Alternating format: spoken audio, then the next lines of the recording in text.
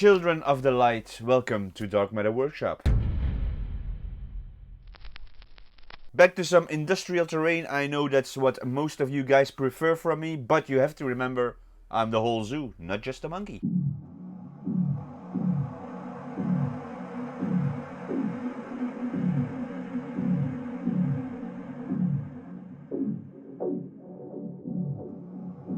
I made a lab industrial area with a containment tank, bunch of LEDs. This is going to be part of a larger industrial build. Make sure you don't miss out and hit that subscribe button. Let's start the build by making a bunch of boxes.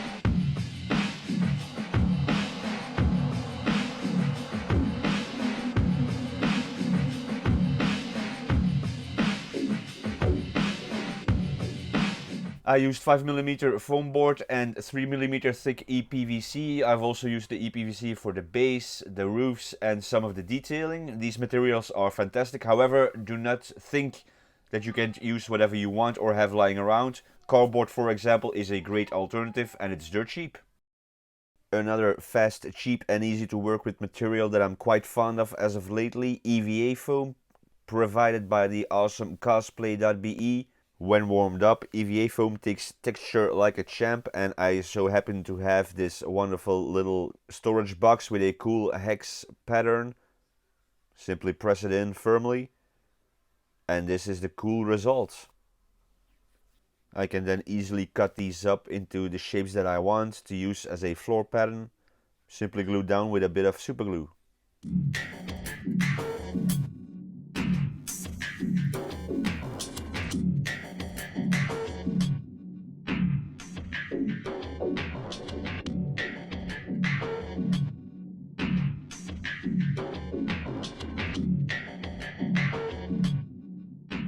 The basic buildings and the floor pattern is done.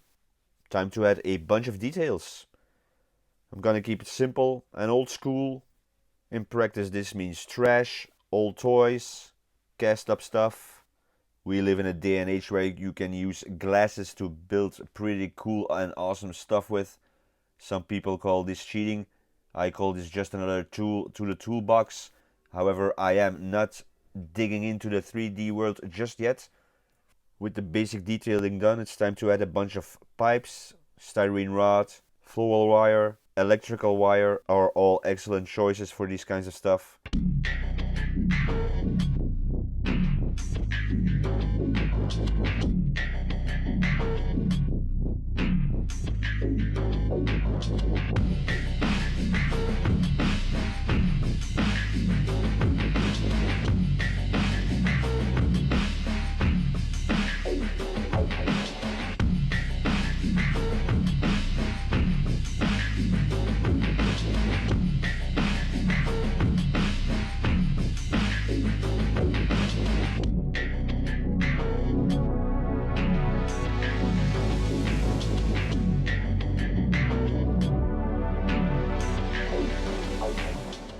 I'm happy with this result. I'm going to add some texture to the flooring.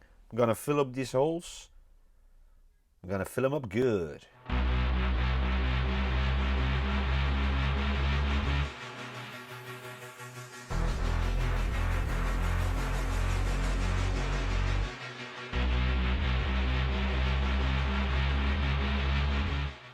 Let's take a closer look at the containment tank and the creature inhabiting it.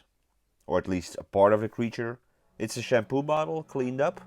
Couple of quick tips when cutting these types of plastic. I used painter's tape to give me a clearer guiding line, and then use short and gentle cuts. Take your time and success will be yours.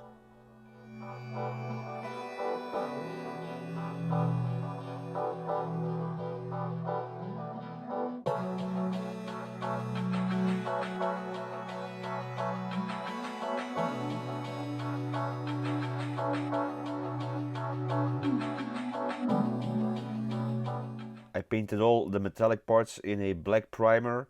Before we continue with the painting, this was the original creature. I was envisioning some kind of blob, I don't know. And then I was watching Bill drawing stuff and he decided to make me something. This is Gert's squirt. I have no idea what's going on in that man's head, but it's weird. After some experimentation, this is what I got. It's slightly resembling a face of some kind. I'm envisioning a creature, a large creature, running around on this alien planet.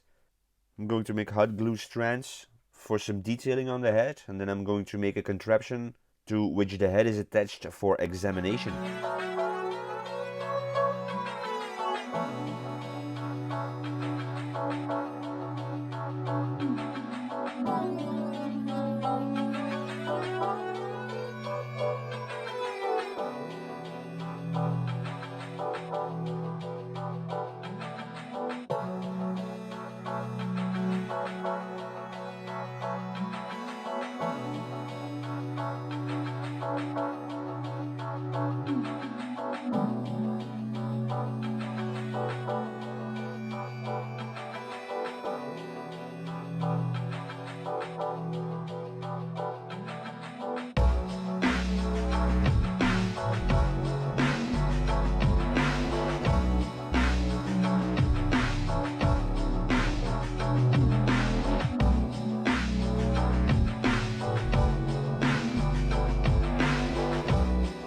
We're gonna start off the painting phase of the buildings with a black primer. Then for the base coats we're going to use a bunch of grays, medium sea gray, light sea gray, and gunmetal.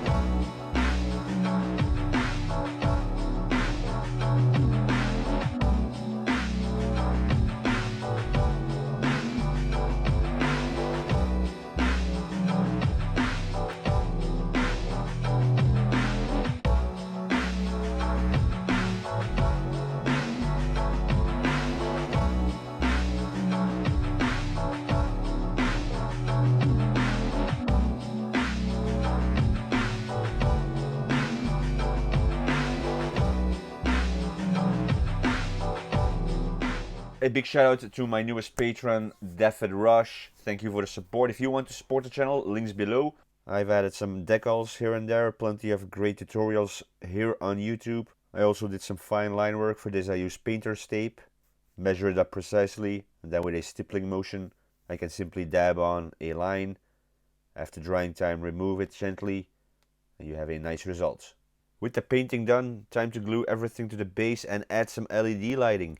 It's perfectly viable to use a soldering iron and make your circuit. However, I messed up my soldering iron when I was texturing XPS foam.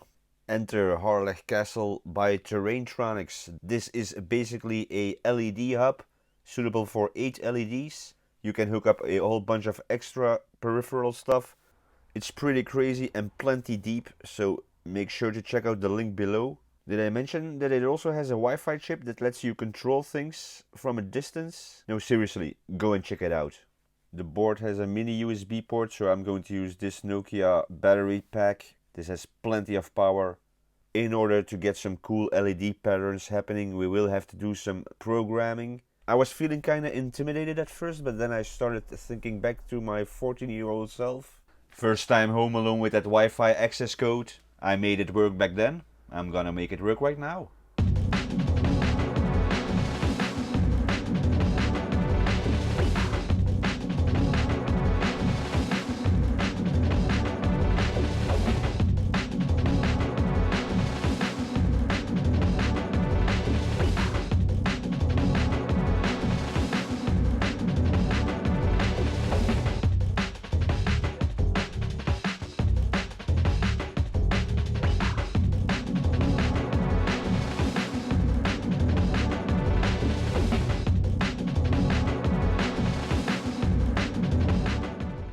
baking soda. It's not only great for rust texture, but also for algae. I'm going to simulate a broken pipe somewhere to run between the broken tiles. To combat all the gray, I'm going to do this in a green color. Start off from a dark green wash up to a medium green highlight. A dry brush to bring out some of the detail. Then before I do my resin pour, final detailing is some printed out papers that I found on the internet. I can't remember where. I've had these for a long time. This is the perfect opportunity to use it, I think. Some are simply glued on and some are scrunched up and glued at the appropriate places. I mixed in a tiny amount of green ink into the resin just to give it some extra depth. This is going to contrast nicely with the gray. Then if I add some more details later, it's gonna pop really nicely. This being said, I want to thank you all very much for watching. Huge thank you for Knarb for this cool opportunity, for this cool cooperation. Be sure to go and check out his work. It looks absolutely fantastic. Thank you all very much for watching. See you soon for a new update here on Dark Matter Workshop. If you have any questions, please shoot them in the comment section below. See you soon. Bye.